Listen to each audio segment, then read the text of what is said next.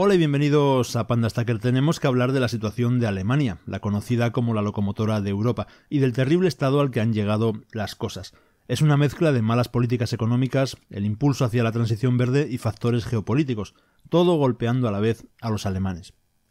Volkswagen, por poner un ejemplo, está al borde de cerrar fábricas en suelo alemán por primera vez en su historia. Y es que Volkswagen necesita alcanzar un margen del 6,5% en su negocio. Sin embargo, en 2024 están 3 veces por debajo de esa meta, alcanzando solo el 2,1%. Y es muy fácil trazar el origen del problema. Es simplemente que no se están vendiendo suficientes coches. ¿Por qué?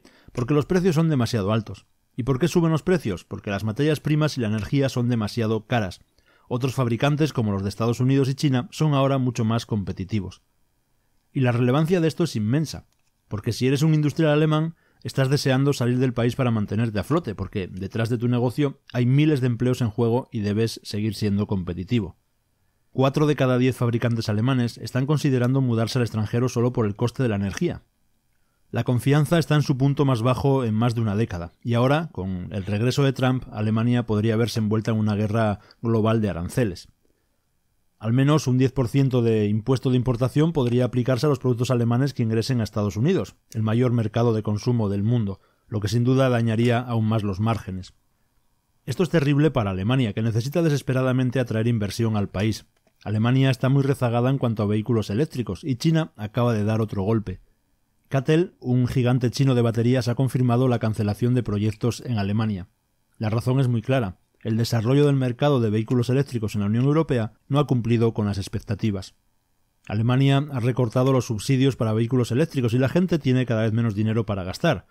Hasta 4.000 millones de dólares en inversiones desaparecerán, lo cual, por supuesto, significa más empleos perdidos, ingresos y tecnología que no entrarán también en la economía alemana.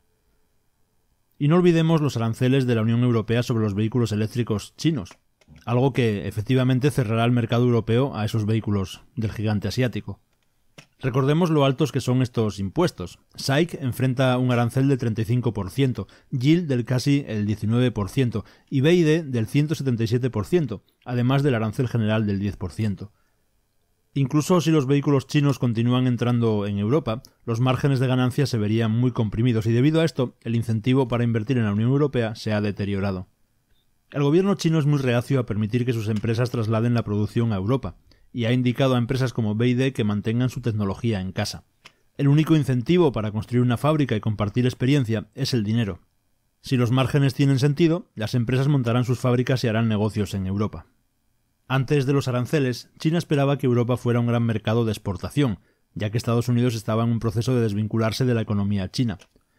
Según las previsiones, las exportaciones chinas capturarían una gran cuota de mercado en la Unión Europea. Para 2025 se esperaba que alcanzaran cerca del 15%, y para 2027 más del 20% de todos los coches eléctricos importados a la Unión Europea serían de origen chino. Si esta trayectoria continuaba, otras industrias relacionadas con los vehículos eléctricos fluirían también, especialmente las empresas que fabrican baterías, la parte más importante de un vehículo eléctrico. Todo lo demás, como la carrocería, por ejemplo, puede fabricarse localmente con tecnología alemana ya existente, pero ¿quién es el líder mundial en tecnología de baterías? Pues China. Toda la cadena de suministro de baterías está dominada por empresas chinas, o por socios de estas al menos, y por tanto para Alemania o la Unión Europea, el hecho de que las empresas de baterías chinas se nieguen a establecer fábricas es un gran problema. Tomemos el Volkswagen ID.4 eléctrico como ejemplo. Es un coche alemán, pero la batería es del gigante chino CATL.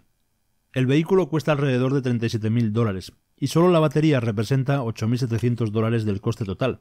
Un 24% del precio corresponde a la batería eléctrica. CATL también ha pausado sus planes para expandir la producción. Como empresa china no tiene sentido construir tus cadenas de suministro en Europa si la demanda de vehículos eléctricos en el bloque se está hundiendo. Si los costos son tan altos en la Unión Europea, será imposible fabricar allí y exportar a otros mercados o incluso usarlos para los propios coches dentro de China. La única razón para construir una fábrica de baterías en Alemania o en cualquier otro país de la Unión Europea es para sortear los aranceles, pero eso también depende de la demanda interna. En agosto, las ventas de vehículos eléctricos en Alemania se desplomaron un increíble 69%. La tendencia a la baja comenzó en enero de 2024, cuando los alemanes retiraron todos los subsidios para vehículos eléctricos. En otras palabras, el mercado alemán de vehículos eléctricos está reduciéndose de forma natural, y esto ya ocurría antes de que empezaran los aranceles de la Unión Europea. No es difícil entender por qué empresas chinas están abandonando el país. El negocio simplemente se está encogiendo. Así que Alemania está atrapada en una trampa económica, y Europa enfrenta una crisis de manufactura. A menos que logren resolver la ecuación energética, hay muy pocas esperanzas de un cambio industrial. La situación es grave, y no es de extrañar que Macron esté alarmado tras las elecciones en Estados Unidos. De una manera u otra sabe que Europa está acorralada. En un sentido amplio, está sugiriendo que Europa se libere. Incluso aunque Kamala Harris hubiera ganado las elecciones, la situación de Europa seguiría siendo preocupante. Pero el regreso de Trump cambia totalmente el juego económico. Con su vuelta en 2025, la política energética de Estados Unidos dará un giro. Se aumentará la producción de petróleo y de gas, y las energías renovables pasarán a un segundo plano. Esto significa que Trump incrementará la oferta de energía, lo que hará bajar los precios y abaratará aún más la manufactura en Estados Unidos, en comparación con Europa. Es probable que la producción de petróleo aumente cada año con Trump, quien podría revertir las regulaciones ambientales y expandir los permisos de exploración en tierras federales, permitiendo que más empresas petroleras como Exxon o Chevron inicien nuevos proyectos de fracking. Durante su último mandato, la producción de petróleo en Estados Unidos aumentó en casi un 50%, y continuó creciendo incluso bajo la administración de Biden. Esto sería una pesadilla para Europa. Si Trump sigue impulsando la producción de petróleo, los costes de producción para las empresas estadounidenses serían mucho menores que los de Europa, y esto explica la preocupación de Macron. Por un lado, China controla las cadenas de suministro globales de vehículos eléctricos, dominando insumos críticos que pueden cortar en cualquier momento. Por otro lado, Estados Unidos está aumentando su producción de energía.